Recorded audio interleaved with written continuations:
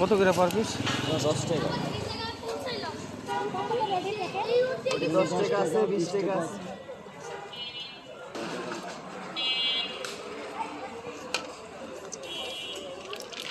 এইগুলা কি আপনারা নিজেরা বানান?